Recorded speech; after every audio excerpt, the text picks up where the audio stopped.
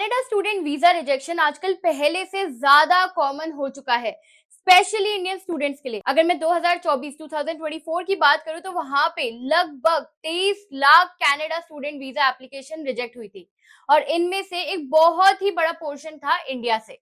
Simple words में अगर मैं कहूँ तो अगर हर 10 स्टूडेंट अप्लाई कर रहे हैं तो वहां पे 4 बच्चों की एप्लीकेशन रिजेक्ट होगी ही होगी।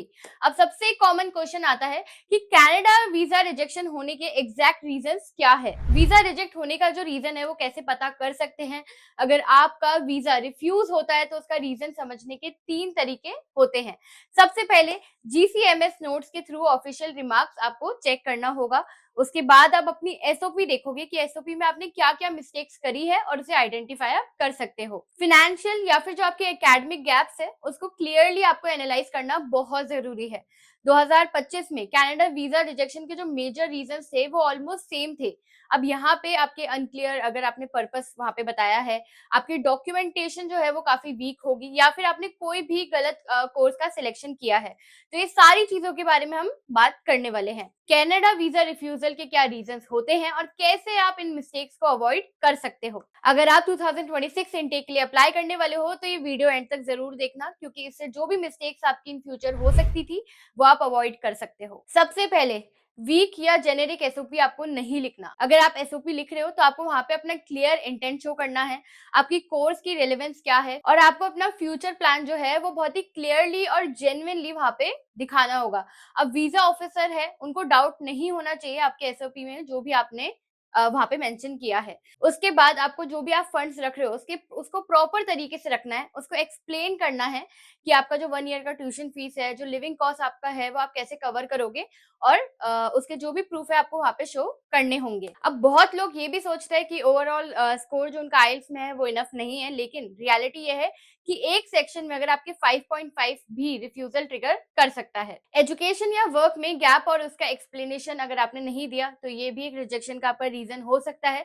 तो वीजा ऑफिसर आपके कमिटमेंट पर क्वेश्चन कर सकता है, तो आपको इन सब चीजों का ध्यान रखना होगा। अब अगर आप लो रैंक यूनिवर्सिटी में या फिर कोई भी अनक्लियर आउटकम यूनिवर्सिटी कॉलेज हो गया तो उसमें अप्लाई करते हो तो वहां पे भी आपका वीजा रिजेक्ट हो सकता है। अब अगर आपका एसओपी वीक है तो यहाँ पे मैं आपको कुछ सॉल्यूशन दूंगी। सबसे पहले आपको वहां पे मेंशन करना है, 3 चीजों पे फोकस करना कि आपने कोर्स क्यों चूज करा, आपने कॉलेज क्यों चूज करा और उसके बाद आपकी फ्यूचर प्लान क्या है। ये जो 3 चीजें है ये एसओपी में बहुत मैटर करती है।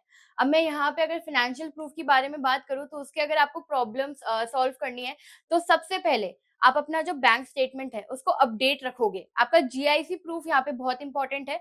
उसके बाद स्पॉन्सर लेटर प्लस आपकी जो आईटीआर्स हैं ये भी काफी इंपॉर्टेंट है, तो इसको अच्छे से वेरीफाई करके ही आपको लगाना है। अब आपको ये भी बताना होगा वीजा ऑफिसर को कि आपके इंडिया से क्या टाइज हैं, कि आप वापस आओगे, आप वहां पे सेटल नहीं होंगे, आपकी जो फैमिली है, आपका जो जॉब प्रोस्पेक्टस है, आपका बिजनेस है, आपका जो भी करियर प्लान है वो इंडिया में ही आप आके करोगे और क्या आप करने वाले हो, ये सारी जस्टिफिकेशन आपको देनी होगी। अब यहाँ पे अगर आप कोई भी कोर्स चूज करते हो तो आपको ये याद रखना है जो भी आप कोर्स चूज कर रहे हो वो आपके वर्क एक्सपीरियंस या फिर एकेडमिक से रिलेटेड होना चाहिए, लॉजिकली एक्सटेंड होना चाहिए। अब कई बच्चे ये सोचते हैं कि आइल्स मैटर नहीं करता, तो आइल्स का भी रीटेक दो अगर आपके बैंड कम है।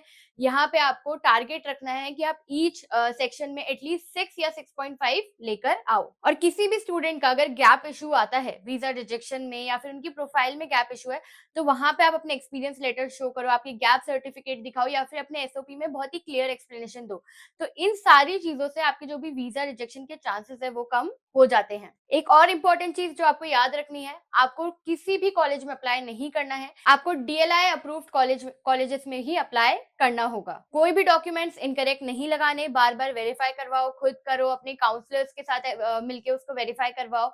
कोई भी एरर नहीं होनी चाहिए, कोई भी आपके इनकम्प्लीट रिकॉर्ड्स नहीं होने चाहिए। हर डॉक्यूमेंट को डबल चेक करना यहाँ पे काफी ज्यादा इंपॉर्टेंट है। अब अगर मैं आपको एक क्विक चेकलिस्ट दूं जो आप स्क्रीन पर भी देख सकते हो, तो सबसे पहले आपको अपना एसओपी चाहिए, बहुत ही स्ट्रॉन्ग जस्टिफिकेशन, आइल्स आपका 6 मिनिमम 6 बैंड हर मॉड्यूल में होना चाहिए, कंप्लीट फाइनेंशियल डॉक्यूमेंट्स होने चाहिए, कोई भी अगर आपका गैप है तो उसकी एक्सप्लेनेशन बहुत इंपॉर्टेंट है। उसके बाद अगर आप अप्लाई कर रहे हो तो जेन्युइन डीएलआई कॉलेजेस में ही आप अप्लाई करोगे। तो ये सारी चीजें हैं जो आपको याद रखनी है कनाडा में अप्लाई करने से पहले, क्योंकि आप भी जानते हैं अगर आप कनाडा अप्लाई कर रहे हो तो अभी वीजा रिजेक्शन जो है वो काफी ज्यादा बढ़ चुके हैं। तो ये चीज आपके लिए काफी इंपॉर्टेंट है और यहाँ पे मैटर करती है। अब अगर आप कनेक्ट करना चाहते हो तो आप कैसे करोगे, नीचे डिस्क्रिप्शन में फॉर्म लिंक है, उसे फिल करो या फिर आप डायरेक्टली भी कॉल कर सकते हो। अगर आप क्लास 24 स्टडी अब्रॉड के काउंसलर्स के साथ अप्लाई कर रहे हो तो आपको ऐसी कोई भी प्रॉब्लम नहीं आएगी। कहीं पे भी ऐसा कोई भी स्टेप नहीं होगा जहाँ पे आपका वीजा रिजेक्ट हो सकता है या कोई भी आपको इश्यू आ सकता है। और अगर आपको अभी भी कोई भी डाउट है, आप मुझसे कमेंट सेक्शन में भी पूछ सकते हो। इसी के साथ मिलते हैं अगली वीडियो में, तब तक के लिए थैंक यू सो मच।